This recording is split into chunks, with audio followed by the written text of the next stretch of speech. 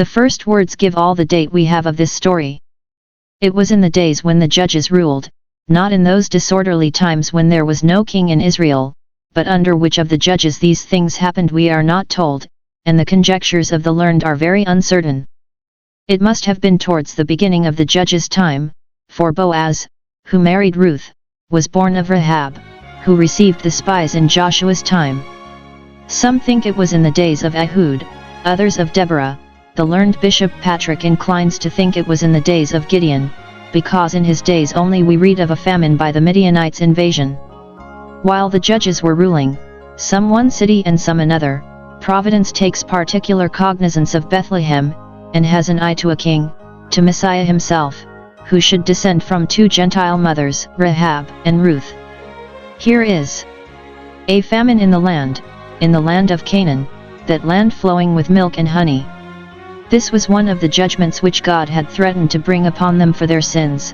He has many arrows in his quiver. In the days of the judges they were oppressed by their enemies, and, when by that judgment they were not reformed, God tried this, for when he judges he will overcome.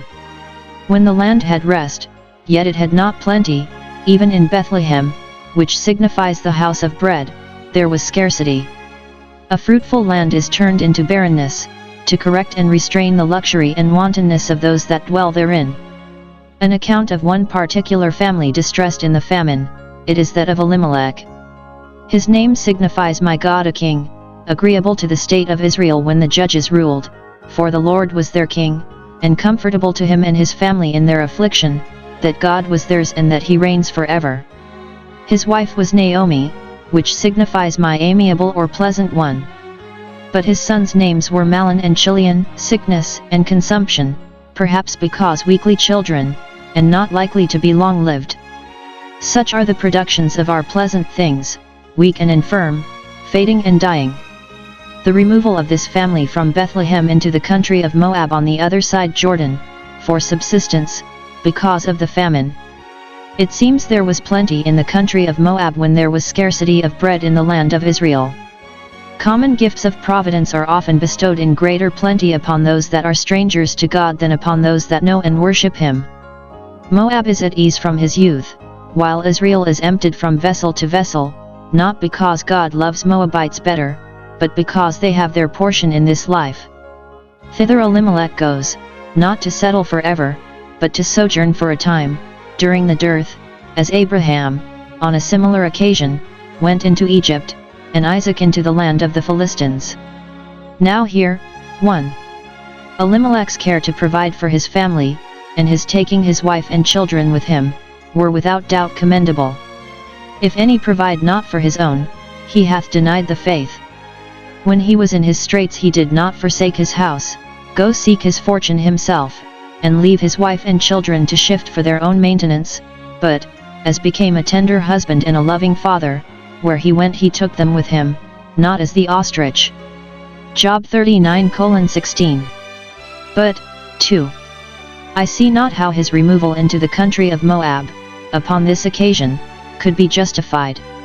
Abraham and Isaac were only sojourners in Canaan, and it was agreeable to their condition to remove, but the seed of Israel were now fixed, and ought not to remove into the territories of the heathen. What reason had Elimelech to go more than any of his neighbors?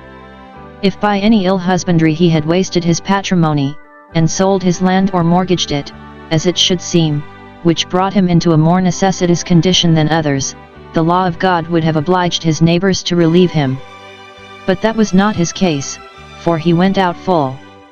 By those who tarried at home it appears that the famine was not so extreme but that there was sufficient to keep life and soul together, and his charge was but small, only 2 sons.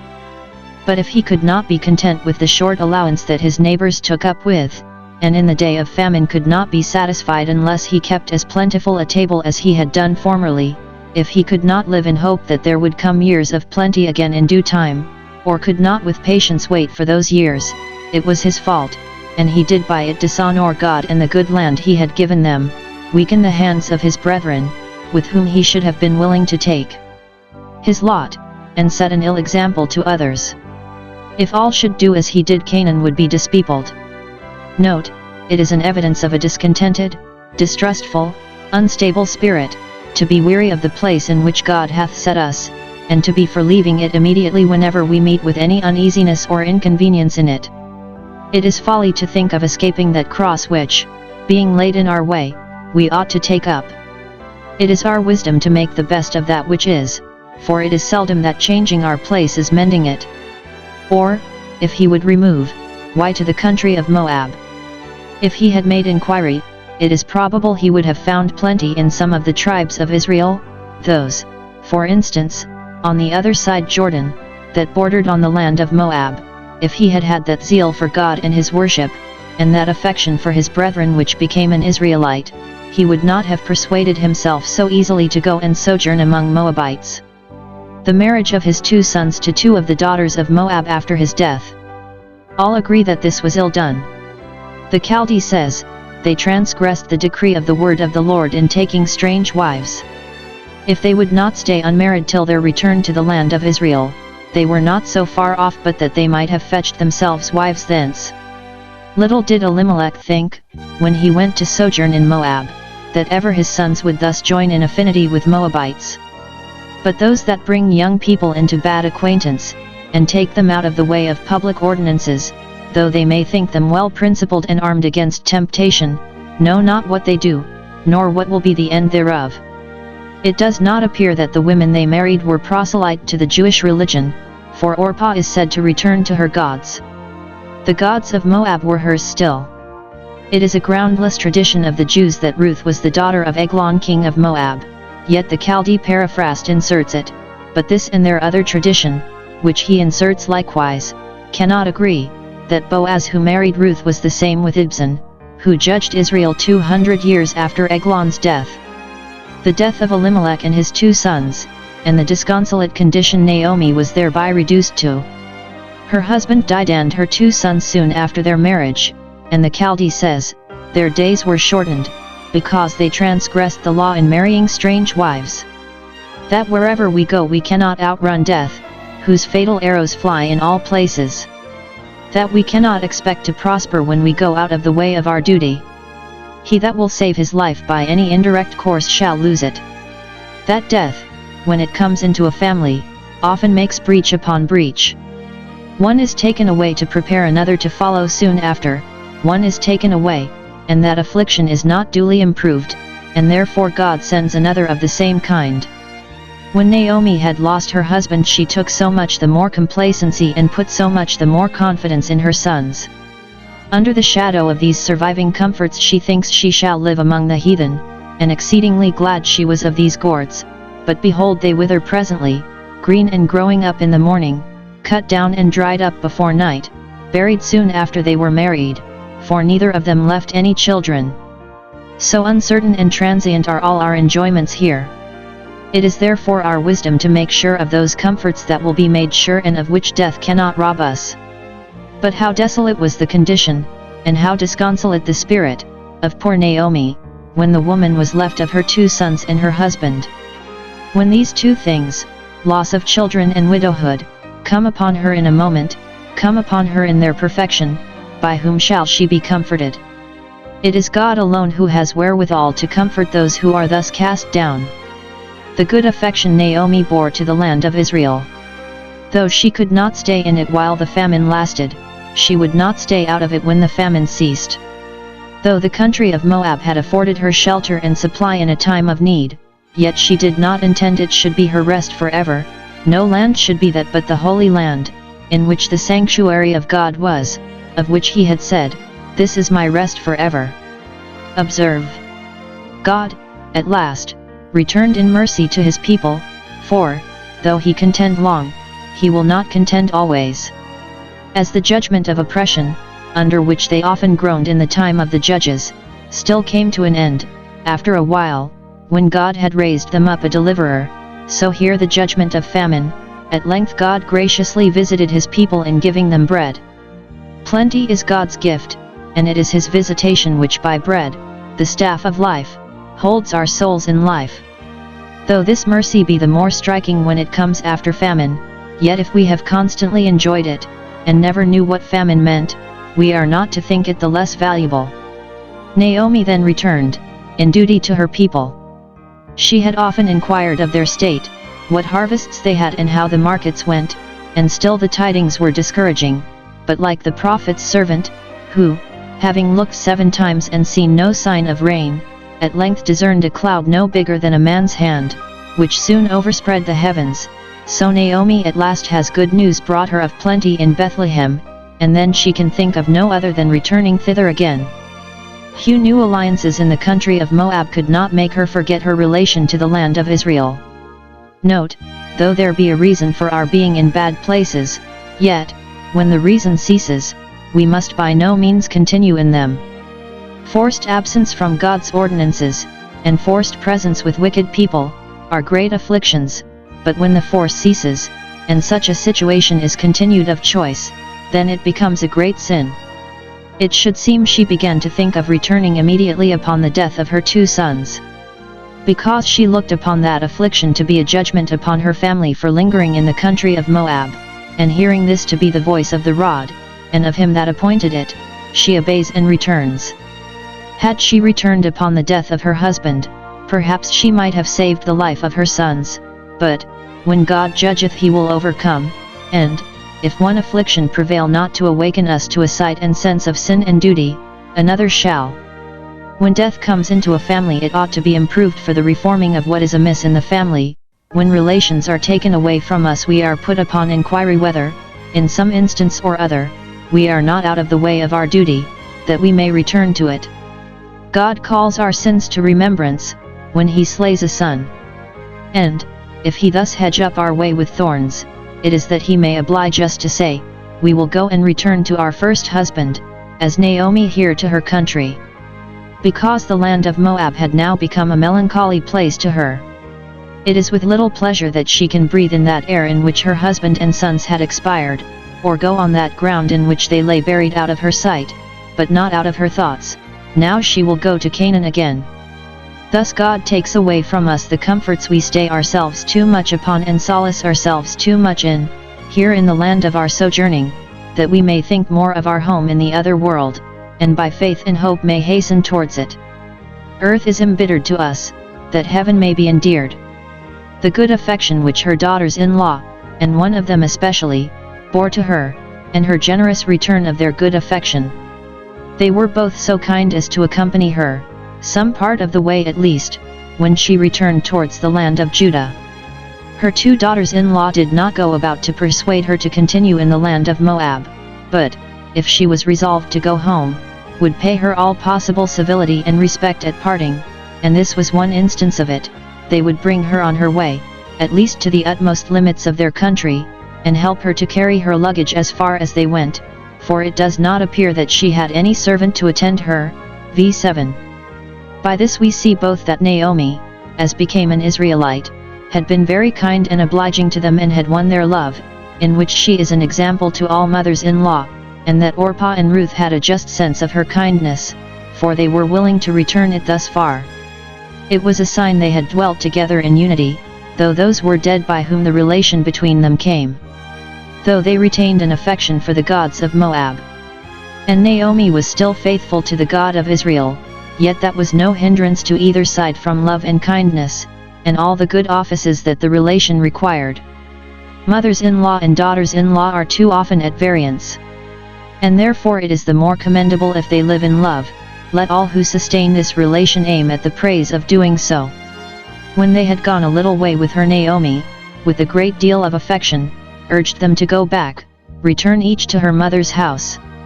When they were dislodged by a sad providence from the house of their husbands, it was a mercy to them that they had their parents yet living, that they had their houses to go to, where they might be welcome and easy, and were not turned out to the wide world.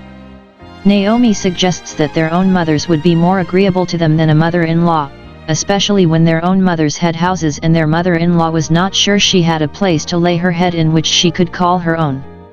She dismisses them with commendation. This is a debt owing to those who have conducted themselves well in any relation. They ought to have the praise of it. You have dealt kindly with the dead and with me, that is, you were good wives to your husbands that are gone, and have been good daughters to me, and not wanting to your duty in either relation. Note, when we in our relations are parting, by death or otherwise, it is very comfortable if we have both their testimony and the testimony of our own consciences for us that while we were together we carefully endeavored to do our duty in the relation. This will help to allay the bitterness of parting, and, while we are together, we should labor so to conduct ourselves as that when we part we may not have cause to reflect with regret upon our miscarriages in the relation. With prayer. It is very proper for friends, when they part, to part with prayer. She sends them home with her blessing, and the blessing of a mother-in-law is not to be slighted. In this blessing she twice mentions the name Jehovah, Israel's God, and the only true God, that she might direct her daughters to look up to him as the only fountain of all good. To him she prays in general that he would recompense to them the kindness they had shown to her and hers. It may be expected and prayed for in faith that God will deal kindly with those that have dealt kindly with their relations. He that watereth shall be watered also himself. And, in particular, that they might be happy in marrying again, the Lord grant that you may find rest, each of you in the house of her husband. It is very fit that, according to the Apostles' direction, the younger women, and he speaks there of young widows, should marry, bear children, and guide the house. And it is a pity that those who have approved themselves good wives should not again be blessed with good husbands, especially those that, like these widows, have no children.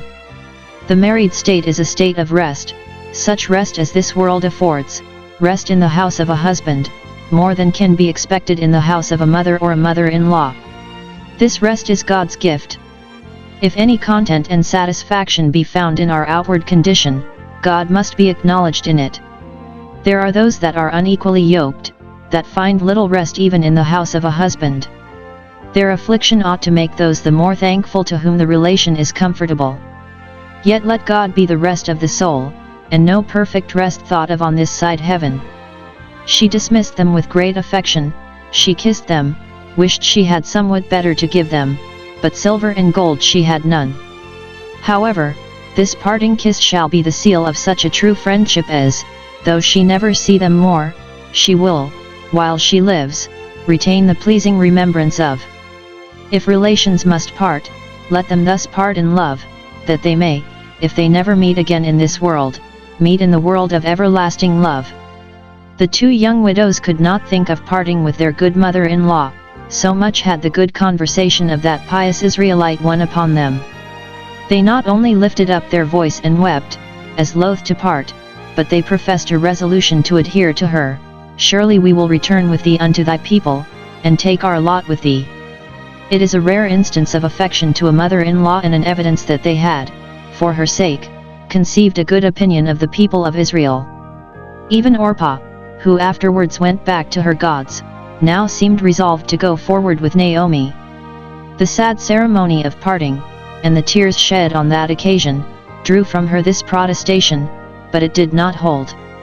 Strong passions, without a settled judgment, commonly produce weak resolutions. Naomi sets herself to dissuade them from going along with her. Naomi urges her afflicted condition. If she had had any sons in Canaan, or any near kinsmen, whom she could have expected to marry the widows, to raise up seed to those that were gone, and to redeem the mortgaged estate of the family, it might have been some encouragement to them to hope for a comfortable settlement at Bethlehem. But she had no sons, nor could she think of any near kinsman likely to do the kinsman's part, and therefore argues that she was never likely to have any sons to be husbands for them, for she was too old to have a husband. It became her age to think of dying and going out of the world, not of marrying and beginning the world again. Or, if she had a husband, she could not expect to have children, nor, if she had sons, could she think that these young widows would stay unmarried till her sons that should yet be born would grow up to be marriageable. Yet this was not all. She could not only not propose to herself to marry them like themselves, but she knew not how to maintain them like themselves.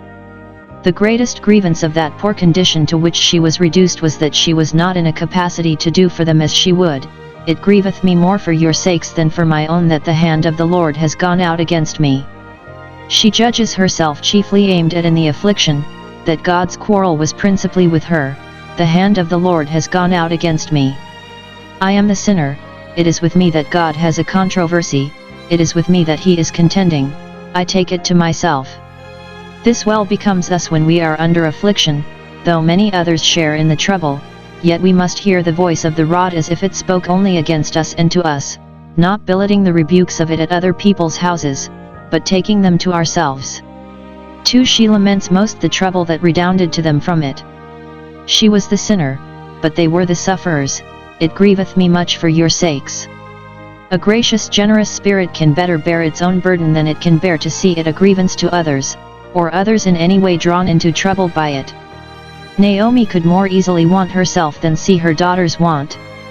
Therefore turn again, my daughters, for, alas, I am in no capacity to do you any kindness. But did Naomi do well thus to discourage her daughters from going with her, when, by taking them with her, she might save them from the idolatry of Moab and bring them to the faith and worship of the God of Israel? Naomi, no doubt, desired to do so. But, 1.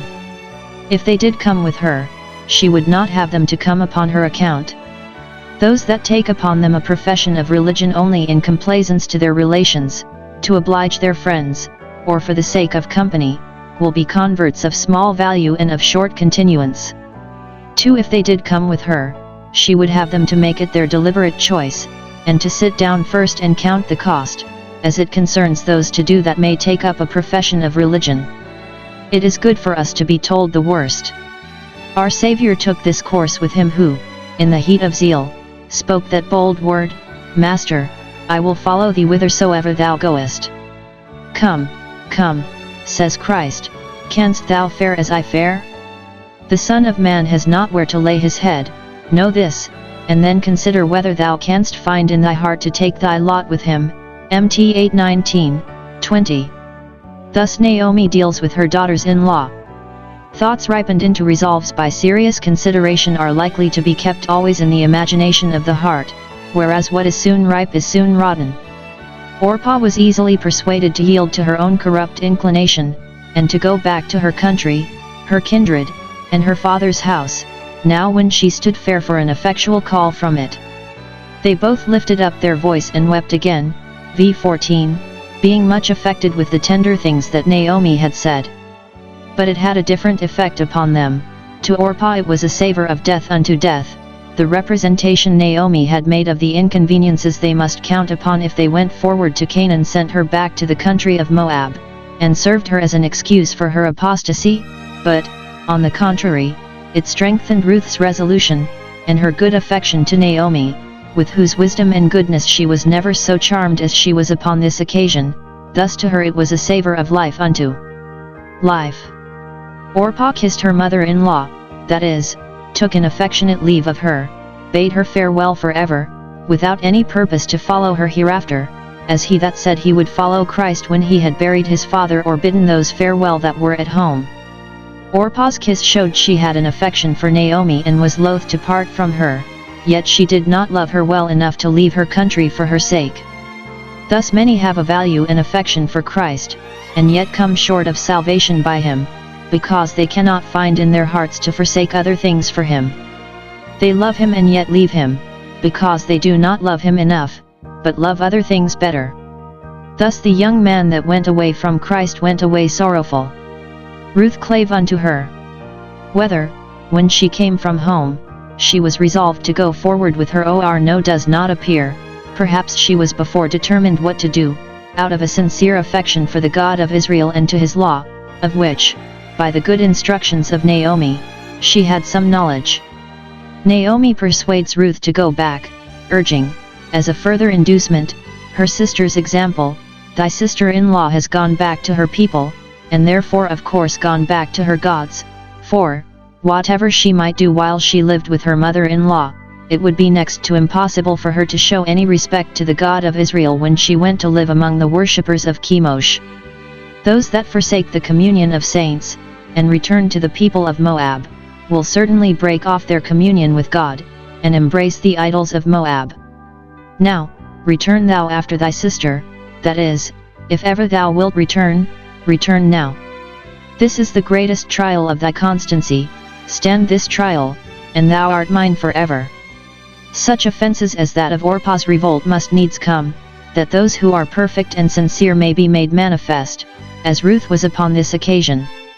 Ruth puts an end to the debate by a most solemn profession of her immovable resolution never to forsake her, nor to return to her own country and her old relations again. Nothing could be said more fine, more brave, than this. She seems to have had another spirit, and another speech, now that her sister had gone, and it is an instance of the grace of God inclining the soul to the resolute choice of the better part. Draw me thus, and we will run after thee. Her mother's dissuasions made her the more resolute, as when Joshua said to the people, "You cannot serve the Lord," they said it with the more vehemence, "Nay, but we will."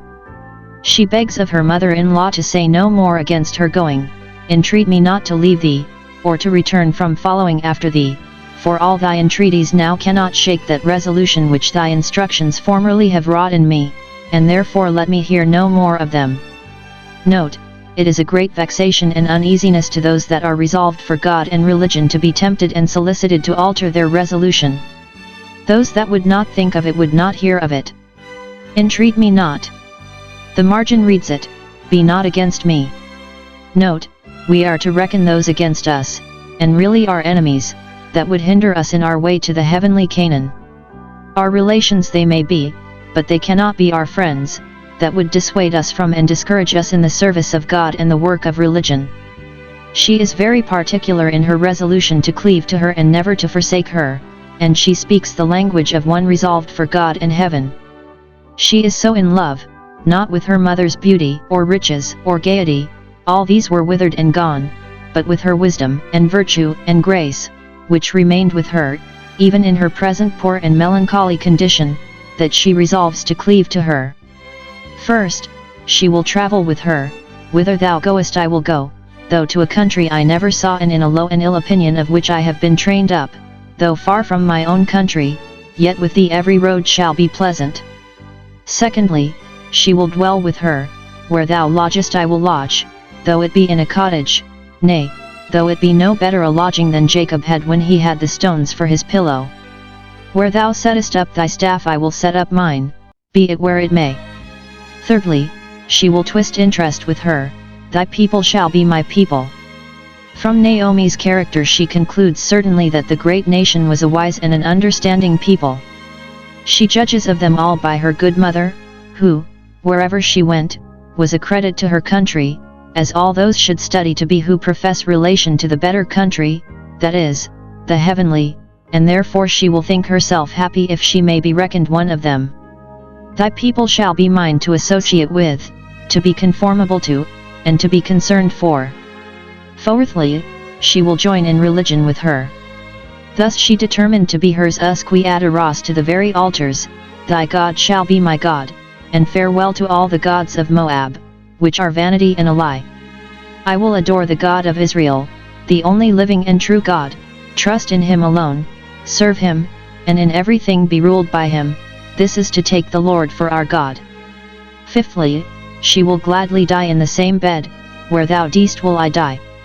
She takes it for granted they must both die, and that in all probability Naomi, as the elder, would die first, and resolves to continue in the same house, if it might be, till her days also were fulfilled, intimating likewise a desire to partake of her happiness in death. She wishes to die in the same place, in token of her dying after the same manner.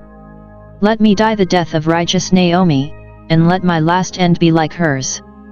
Sixthly, she will desire to be buried in the same grave, and to lay her bones by hers, "There will I be buried," not desiring to have so much as her dead body carried back to the country of Moab, in token of any remaining kindness for it, but, Naomi and she having joined souls, she desires they may mingle dust, in hopes of rising together, and being together forever in the other world.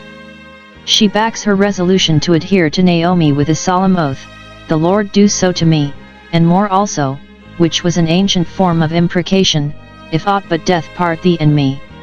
An oath for confirmation was an end of this strife, and would leave a lasting obligation upon her never to forsake that good way she was now making choice of.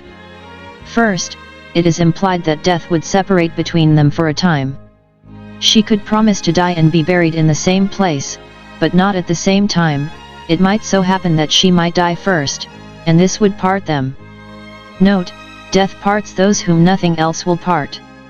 A dying hour is a parting hour, and should be so thought of by us and prepared for. Secondly, it is resolved that nothing else should part them, not any kindness from her own family and people, nor any hope of preferment among them, not any unkindness from Israel, nor the fear of poverty and disgrace among them. No, I will never leave thee. Now, this is a pattern of a resolute convert to God and religion. Thus must we be at a point. We must take the Lord for our God. This God is my God forever and ever, I have avouched him for mine. When we take God for our God, we must take his people for our people in all conditions, though they be a poor despised people, yet, if they be his, they must be ours. Having cast in our lot among them, we must be willing to take our lot with them and to fare as they fare. We must submit to the same yoke and draw in it faithfully, take up the same cross and carry it cheerfully, go where God will have us to go, though it should be into banishment, and lodge where he will have us to lodge, though it be in a prison, die where he will have us die, and lay our bones in the graves of the upright, who enter into peace and rest in their beds, though they be but the graves of the common people. We must resolve to continue and persevere, and herein our adherence to Christ must be closer than that of Ruth to Naomi. She resolved that nothing but death should separate them, but we must resolve that death itself shall not separate us from our duty to Christ, and then we may be sure that death itself shall not separate us from our happiness in Christ. We must bind our souls with a bond never to break these pious resolutions, and swear unto the Lord that we will cleave to him. Fast bind, fast find. He that means honestly does not startle at assurances.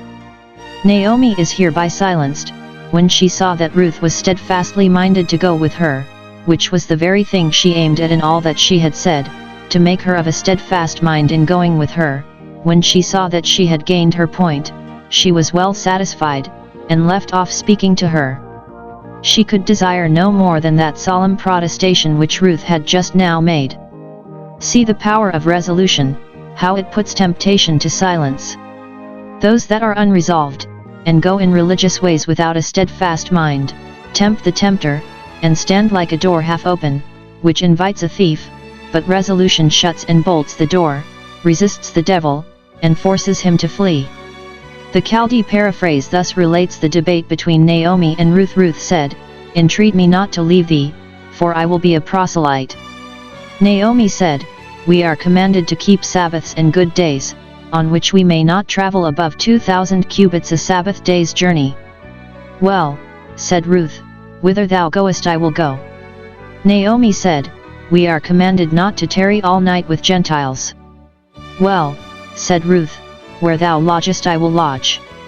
Naomi said, "Well," said Ruth, "whatever thy people keep I will keep, for they shall be my people."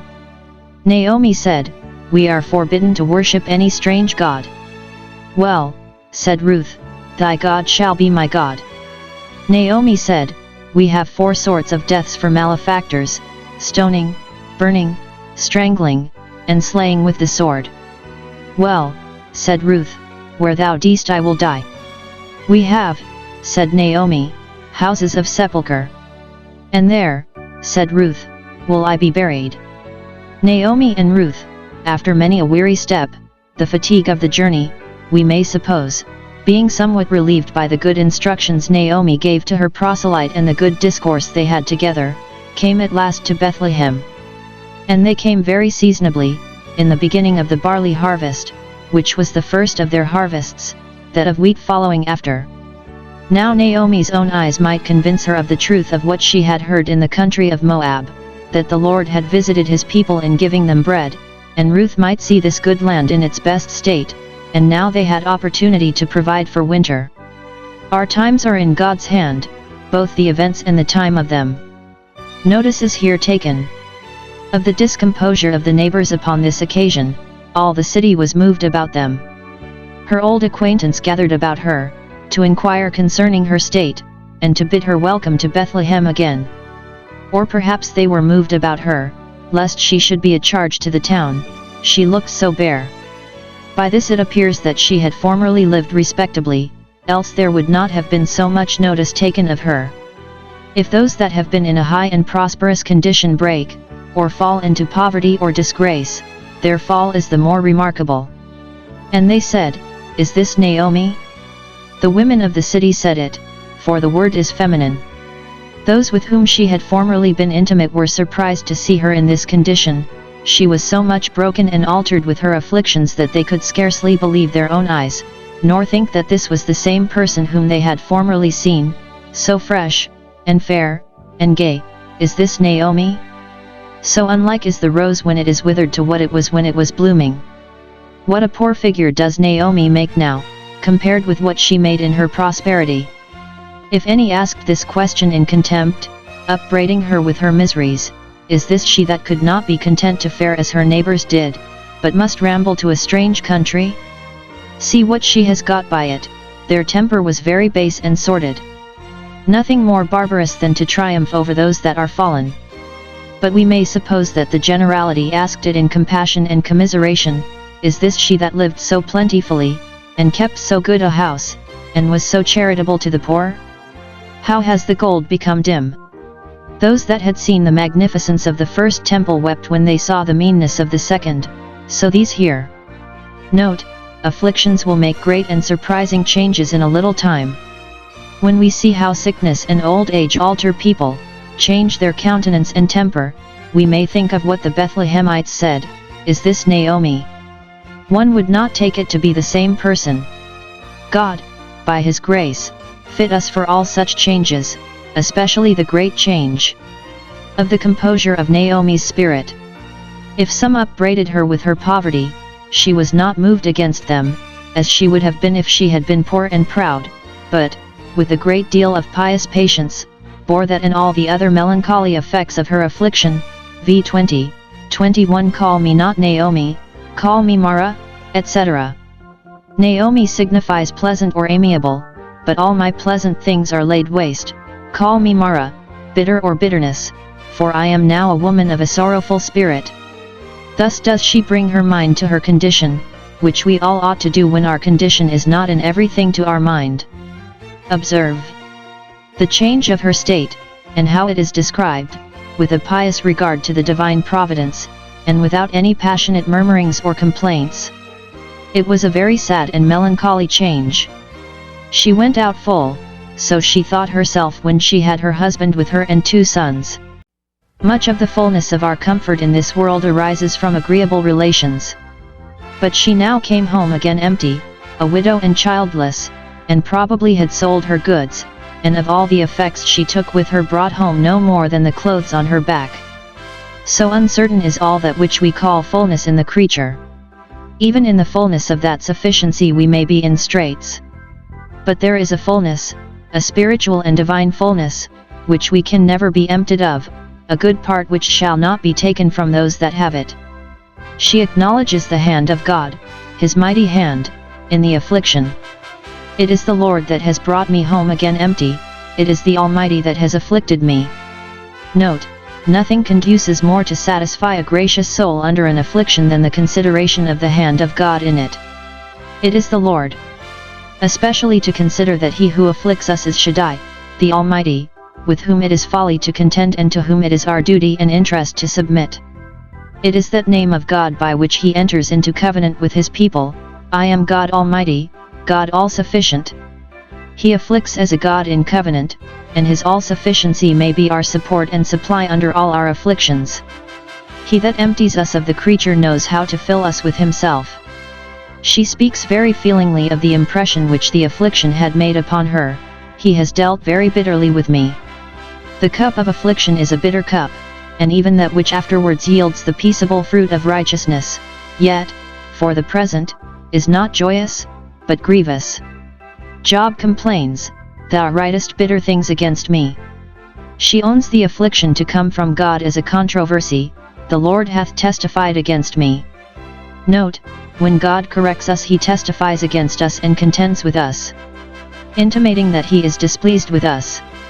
Every rod has a voice, the voice of a witness. The compliance of her spirit with this change, call me not Naomi, for I am no more pleasant, either to myself or to my friends, but call me Mara, a name more agreeable to my present state.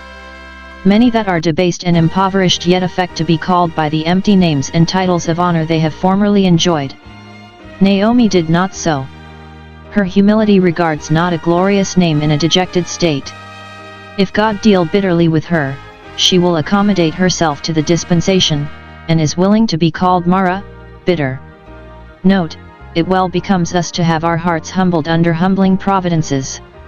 When our condition is brought down, our spirits should be brought down with it.